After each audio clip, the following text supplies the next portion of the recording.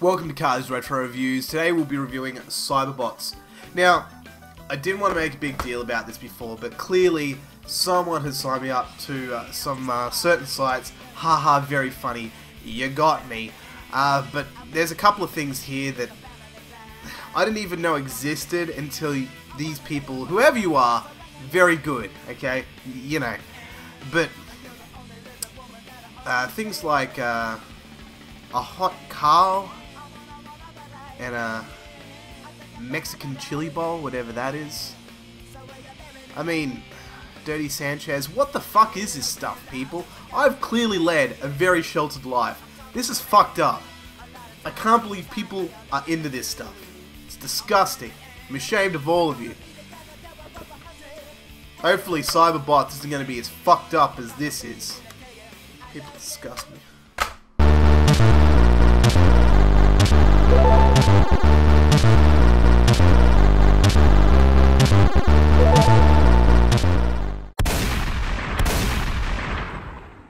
You know, back in the 90s, I was a big fan of a game called Armored Warriors, and when I played this game, it felt like the characters were out of something.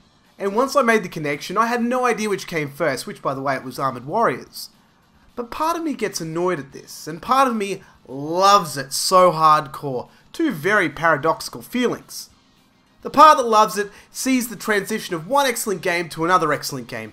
Two genres of game that they've made work really well with each other. And, in the process, have made the transition enough to stand at its own release, but still have the connection of the game that it was inspired from. The part that gets me annoyed is no matter how good this game is, it still feels like a bit of a throwaway title.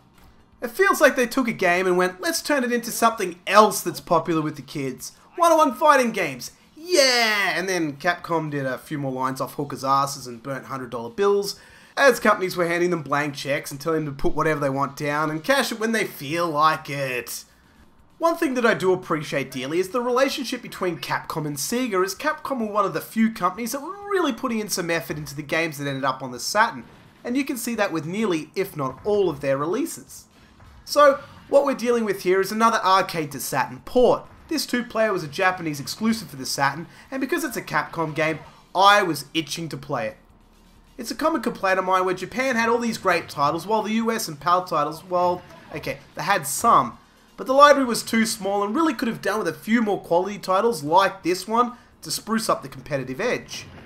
Wikipedia was saying how Techromancer was considered to be the spiritual successor, but have you actually played that game? It's more like Virtual on fucked rival schools, and that game was its love child. And by no means is it a bad game, but that's a review for another time. The game has a whole bunch of characters, and most of them I won't be able to pronounce correctly, and each of them have their own story, so let's not waste time going through what's already going to be long enough. Menu presentation of the game is pretty lax, and already it's giving me the feeling of, you know, just enough and not a whole lot more. The option menu is pretty typical of Capcom games, but in-game is where everything changes. It felt up until I started playing the game that it was in fact just a bare basics throwaway title, and in-game just shows us it's much more than that. I've noticed all the small touches like Score being in a very similar font to Armored Warriors, and you can see your Cyberbot drivers. It's all very bright sprites used on things like combo display, and the life and power bars look really good. Everything on screen is placed in a very well thought out layout. Graphics in the game are really damn tight. Collision detection looks great, colours are bright and simply work, and I don't see much in the way of graphical faults. The screen is busy, but in a good way, with everything looking sharp, with the backgrounds that really pop and give me this amazing visual experience. Sound is alright, nothing too amazing, but even with the sound on mute, it still felt like a pretty good game.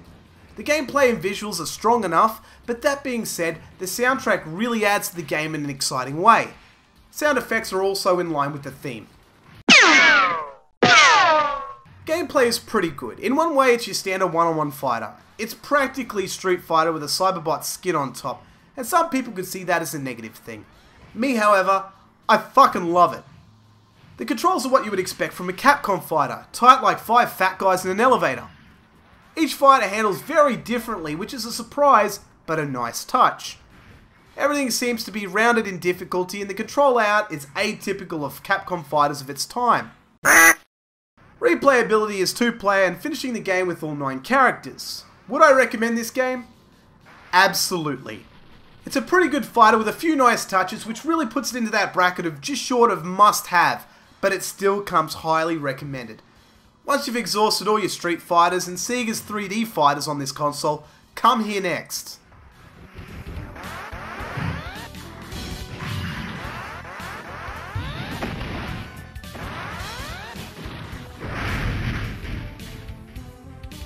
Unit damaged.